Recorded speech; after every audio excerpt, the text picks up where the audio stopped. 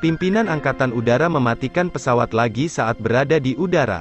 Pesawat jatuh dari atas. Panel kontrol semuanya rusak. Ini menakuti gadis ayam berbulu ini. Tapi dia segera tenang dan memanipulasinya dengan tangannya.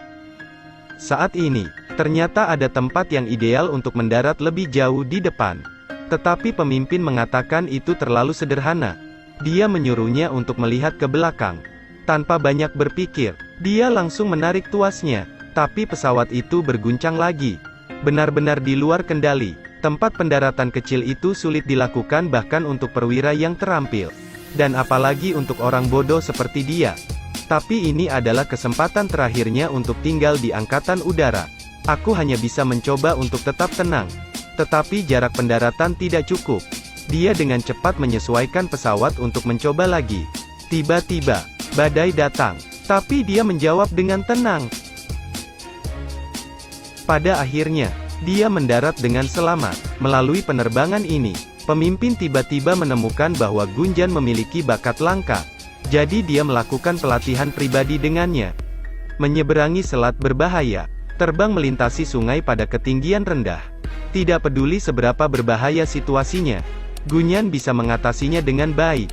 Di bawah bimbingan ketat sang pemimpin, Gunjan secara bertahap menjadi dewasa dan juga menjadi orang kepercayaannya. Segera, selama konferensi evaluasi, Gunjan dianugerahi gelar pembalap terbaik. Pemimpin memintanya untuk mengatur rencana pelatihan untuk semua orang. Membuat kaptennya marah. Kapten mengabaikan keberadaan mereka dan langsung menunjuk seorang pilot laki-laki untuk mengatur rencana pelatihan. Kali ini, Gunjan dengan marah bertanya kepada kapten mengapa dia melakukannya. Ini kapten, marah mendekatinya dan menyuruhnya dan teman-temannya untuk bersaing. Zeyana, kamu bisa menerimanya, tapi di luar dugaan. Ini adalah duel force. Sekali, 2 kali, 3 kali, berkali-kali. Ini menyebabkan Gunjan menderita cambuk dan penghinaan. Tidak peduli berapa banyak, dia tidak mendapatkan kesepakatan yang adil di sini. Yang paling menyakitinya adalah sikap dingin dan seksisme. Pada malam hari, dia menelan air matanya dan menulis surat keluar dari tentara. Kemudian, dia memuat barang bawaannya dan pergi dalam diam. Sebelumnya, untuk sampai ke tempat ini, dia telah mengeluarkan banyak keringat dan usaha. Dalam perjalanan pulang, saya patah hati. Jika ayahnya tahu, betapa kecewanya, betapa sedihnya dia. Tapi sesampainya di rumah, ayahnya mengatakan kepadanya bahwa tim baru saja memanggilnya untuk memintanya kembali dengan cepat. Perang yang diukir. Setelah kembali ke tim, kapten segera mengatur misi penyelamatan.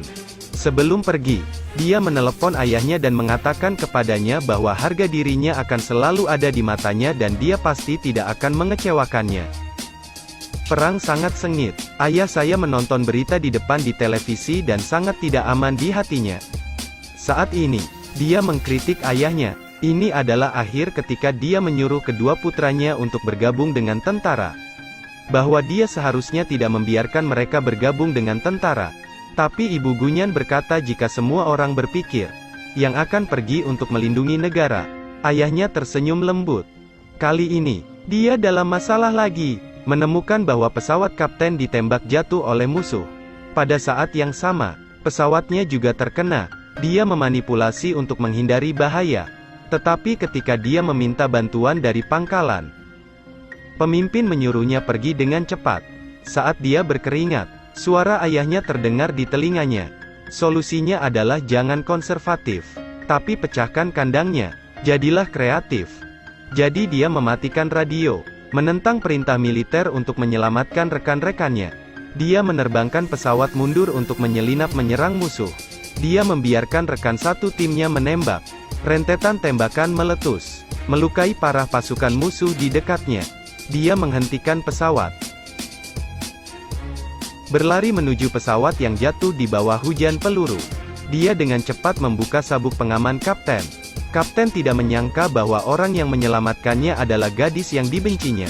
Gunjan mempertaruhkan keselamatannya sendiri untuk menyelamatkan banyak orang Mesir. Saat aku hendak lepas landas dari sini, bahaya datang. Pasukan musuh melihatnya dan segera melepaskan tembakan. Pesawat tampaknya memiliki masalah, bergetar dengan hebat. Pada saat itu, rudal diarahkan dengan benar ke pesawatnya.